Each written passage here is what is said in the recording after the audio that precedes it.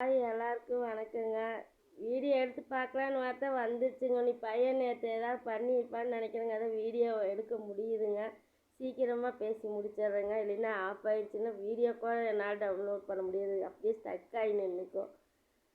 அப்புறம் நேற்றெல்லாம் தலைவலிங்க. காலையிலேருந்து தலைவலிங்க. நைட்டு 2 மாத்திரை போட்டேங்க. காலையிலேருந்து போட்டுமே வலியே நிற்கல. நைட்டும் பார்த்தா சரி சரியாயிரும் 2 மாத்திரை ஓட்டுருக்கு நீ எதுக்குன்னு சொல்லி விட்டுட்டேங்க. நான் தூங்கவும் முடியலைங்க, உக்காந்துருக்கவும் முடியல, ரொம்ப கஷ்டப்பட்டேங்க. எப்பப்போ எனக்கு காலையில் ஆகும் மெடிக்கலில் போய் மாத்திரை வாங்கி சாப்பிடுவோங்கிற மாதிரி ஆகிப்போச்சுங்க. அப்புறம் காலையில் போகும்போது இவங்க அப்பா வாங்கி கொடுத்துட்டு போனாங்க. சாப்பிட்டு மாத்திரை ஓட்ட முடியாது, கொஞ்சம் பரவாயில்லைங்க. அதான் வீடியோ போடலான்னு வந்தேன். அந்த சாட்சி வீடியோவில் குட்டி குட்டி பொம்மையெல்லாம் இத்தனை பெண்கள் நடனம் ஆடுறாங்க கண்டுபிடிங்கன்னு வருவாங்க. அந்த ஷார்ட்ஸ் பார்க்காதீங்க. அதை நான் பார்த்து தாங்க எனக்கு இப்போது தலைவலி கண்ணெல்லாம் வலிக்குதுங்க. நீங்கள் யாரும் அதை பார்க்காது. ஒரு தடவை கொஞ்ச நேரம் பார்க்குறீங்களா விட்டுருங்க. நான் அதையே பார்த்து பார்த்து தாங்க எனக்கு தலைவலி கண்ணெல்லாம் வலிக்குது. யாரும் அதை மாதிரி பார்க்காதீங்க. அப்புறம் அந்த மனைவி விரும்புகிறாங்களாங்க. அந்த பையனோட ஐடியில் போய் நான் பார்த்தேங்க. பையன் தாங்க சொல்லுவாங்களே, சின்ன பையங்க இருந்தால் எங்கள் அக்கா பையன் வயசு தாங்க. நான் பார்த்தேங்க. இப்போ அந்த பையனோட ஐடியில் போயிங்க கொஞ்சம் முன்னாடி ஆரம்ப காலத்தில் ஓட்ட ஷார்ட்ஸில் பாருங்க, அந்த பையன் முகத்தை காமிச்சு போட்டிருக்குது. 2 ஷார்ட்ஸில் பார்த்தேன். சின்ன பையங்க.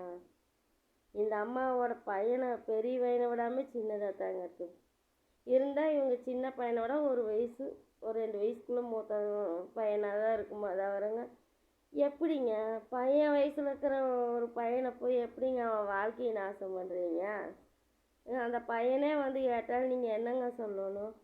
நீ எனக்கு பையன் மாதிரிப்பா, எப்படி இந்த மாதிரியெல்லாம் வந்து என்கிட்ட பேசுகிற அப்படின்னு சொல்லணும் போலங்க. 2ஆவது கல்யாணம் பண்ணிக்கலாங்க, தப்பு இல்லைங்க. புருஷன் சரியில்லை, டைவர்ஸ் பண்ணிட்டு கல்யாணம் பண்ணுறது தப்பு இல்லைங்க. அதுக்குன்னு ஒரு வயசு வித்தியாசம் இல்லைங்களா சொல்லுங்கள். அந்த பையனுக்கு உண்மையாக அம்மா ஈது இருந்திருந்தாங்கன்னா அவங்க வயிறெல்லாம் ரொம்ப எரிச்சல் ஆகுங்க. பெத்த வயிறு எனக்கே பார்த்துட்டு எங்கள் அக்கா பையன் வயசு தாங்க அந்த பையனுக்கு இருக்கும். என்னங்க அக்கா பையனுக்கும் கல்யாணம் ஆகலை. அந்த மாதிரி வயசில் இருக்கிற ஒரு பையனுக்கு போய் எங்கள் அம்மா வயசில் இருக்கிற நீங்கள் போய் எப்படிங்க கல்யாணம் பண்ணுறீங்க? அது மாமானு கூப்பிட்றீங்க. என்னங்க அசிங்கமாகவே இல்லைங்களா உங்களுக்கு?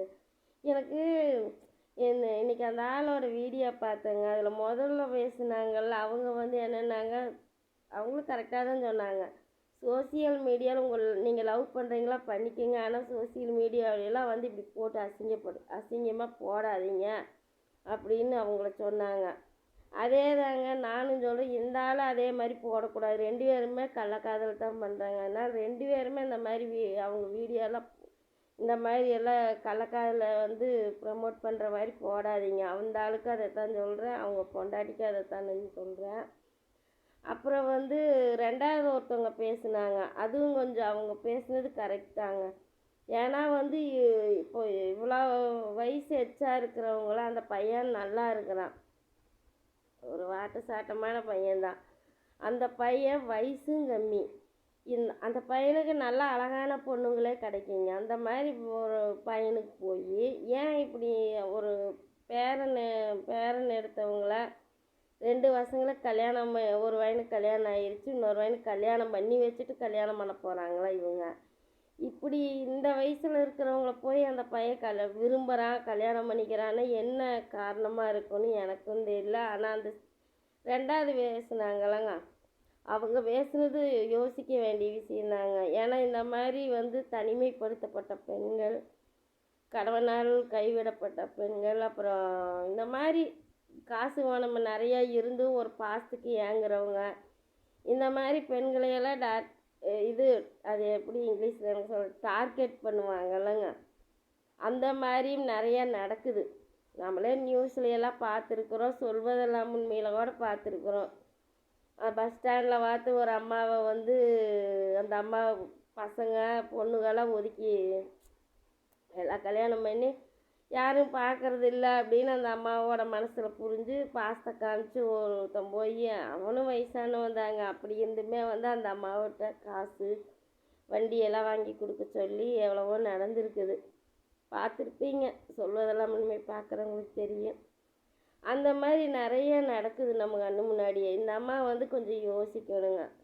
இப்போ உண்மையாக அந்த பையன் வந்து விரும்பி கல்யாணம் பண்ணுற மாதிரி இருந்தால் அந்த பையனோட சேனல்லே ஒரு சாட்சி வீடியோ முகத்தை காமிச்சு போடலாமே.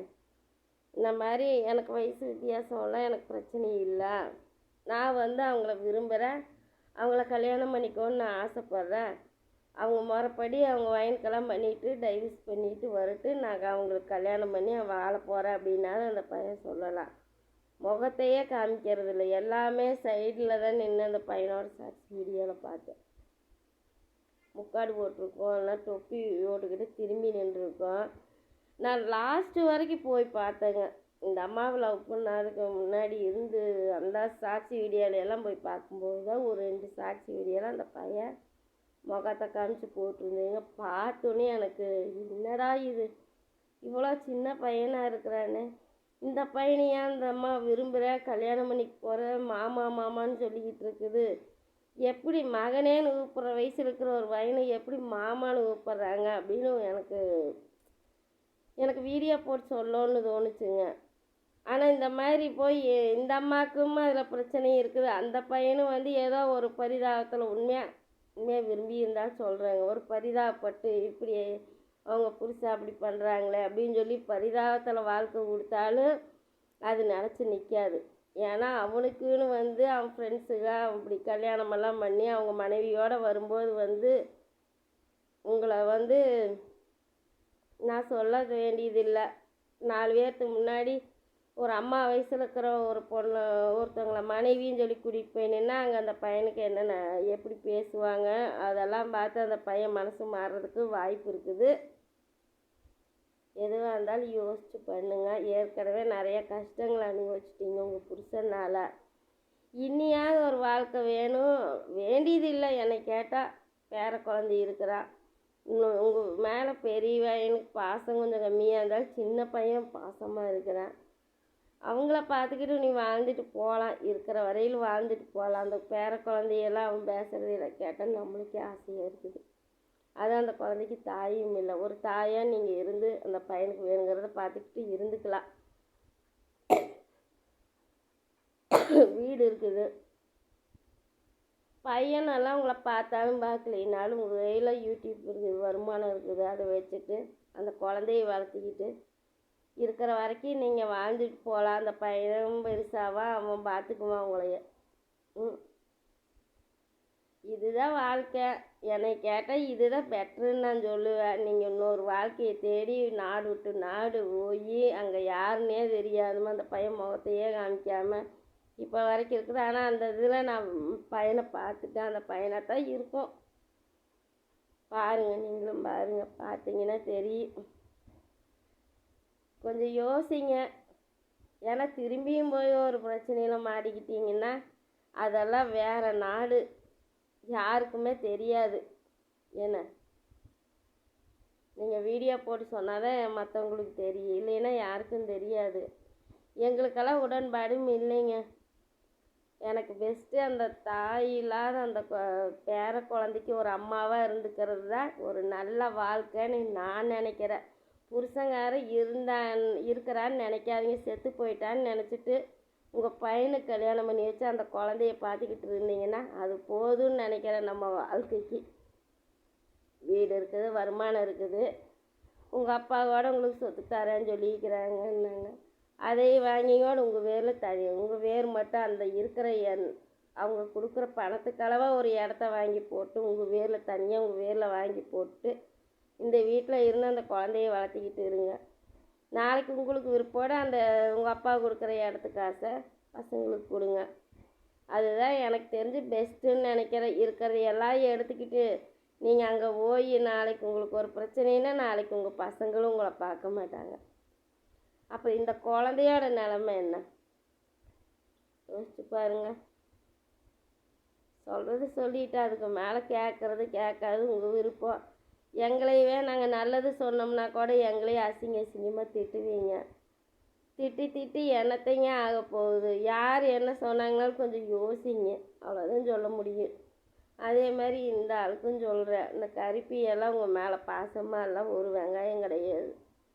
அவெல்லாம் வந்து பெத்த 10 மாதம் வயிற்றுல சுமந்த பெத்த குழந்தையிலையே வந்து ஆதரவு இல்லாத பக்கம் கொண்டு போய் அந்த குழந்தையில விட்டுருக்குறா. பெத்த தாய் பெற்று வளர்த்தி ஆளாக்கி விட்டா, அந்த தாயையும் போய் பார்க்கறதில்ல, அந்த தாயையும் கழட்டி விட்டா, கட்டின புருஷனையும் விட்டாச்சு. இத்தனை பேர்த்தையும் விட்டவா உங்களை மட்டும் வச்சு பார்ப்பான்னு நீங்கள் எதை வச்சு நம்புறீங்கன்னு எனக்கு தெரியல. சம்பாதனை வர வரையும் பார்ப்பா, சம்பாதனை நின்று போச்சுன்னா அவ்வளோதான். உங்களுக்கு அதைத்தான் சொல்கிறேன், உங்கள் மனைவிக்கும் இதைத்தான் சொல்கிறேன். பார்த்து யோசிங்க.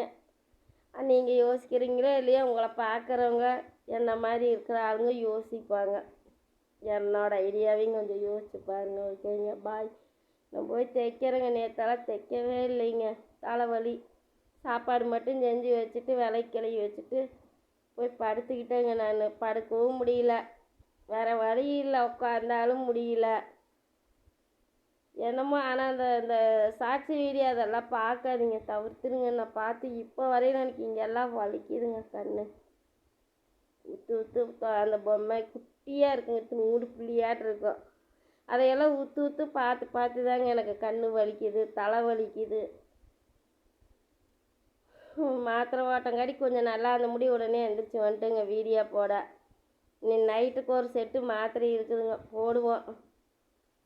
இல்லைன்னா நம்ம கண் டாக்டரை தான் போய் பார்க்கணுங்க. இந்த கண் வலினால தான் இங்கே எல்லாம் வலிக்குது எனக்கு. ஓகேங்க, பாய். நம்ம போய் தைக்கிறேங்க. இன்னும் மறுபடியும் 4 கலர் டஜன் கொடுத்துருக்குறாங்க. அன்றைக்கி 4 கலர் கொடுத்தாங்களேங்க, மறுபடியும் கொடுத்துருக்குறாங்க. இதையவே ஒன்றா பஸ்ஸில் வச்சு இல்லை தைச்சி வச்சு விட்டு தைப்பேங்க, பார்ப்பேங்க. வாரத்தில் ஒரு நாள் நான் வெளியில் போய் வீடியோ எடுத்து போடலாங்கிற எண்ணத்தில் தாங்க இருக்கிறேன். ஏதோ என்னால் முடிஞ்சது பக்கத்துலையாவது நான் போய் எங்கேயோ ஒரு கோயில் குளத்தில் போய் ஒரு வீடியோ எடுத்து போடுறேங்க. தூரமாகலாம் போகிறதுக்கு என் உடம்பு இருக்கிற சூழ்நிலைக்கு என்னமோ எனக்கு தனியாக அவ்வளோ தூரமெல்லாம் போய் எங்கேயோ ஒரு பக்கம் மயக்கம் போட்டு விழுந்துட்டேன்னு வைங்க, யாருக்குமே தெரியாது நான் யாருன்னு. கூட ஒரு ஆள் இருந்தால் தாங்க நம்ம அவ்வளோ தூரமெல்லாம் வீடியோ எடுக்க போக முடியும். சின்ன பையன் படிப்பு முடிக்கட்டுங்க, 12வது முடிச்சிட்டான்னா அப்புறம் அவனுக்கு கொஞ்சம் ஃப்ரீயாகிக்குவேன். பெரியவன் எங்கேயுமே வரமாட்டானுங்க. சின்னது கூட நம்மளுக்கு வீடியோலாம் எடுக்கிறது கொஞ்சம் ஒத்தாசை பண்ணுங்க. பெரியவனுக்கு இது சுத்தமாகவே பிடிக்காதுங்க வீடியோ எடுக்கிறது. அதனால் அவனை நம்ம கூப்பிட முடியாது, கூப்பிட்டா சண்டைக்கு வருவா. சின்னவன்னா பஸ்ஸில் வந்தாலும் கம்முன்னு வந்துக்குவாங்க. நான் பஸ்ஸில் தான் போக முடியும், செலவு பண்ணி போகிற அளவுக்கெல்லாம் நம்ம கையில் காசு இல்லைங்க. டவுன் பஸ்ஸாக ஏறி போய் தான் வீடியோ போடணும்னு என்னோடய ஆசைங்க. பக்கத்துலையாவது நான் போய் போடுறேங்க. ஓகேங்க, பாய். வாரத்தில் ஒரு நாளாவது அந்த மாதிரி வீடியோ போட்டு மற்ற நாளையாவது இப்படி பேசி வீடியோ போடலாங்க. ஒரு நாளாவது நம்மள சேனல் எதுக்காக ஆரம்பிச்சேன்னா அந்த வேலையை ஒரு நாளாவது செய்வேங்க. ஓகேங்க, பாய்.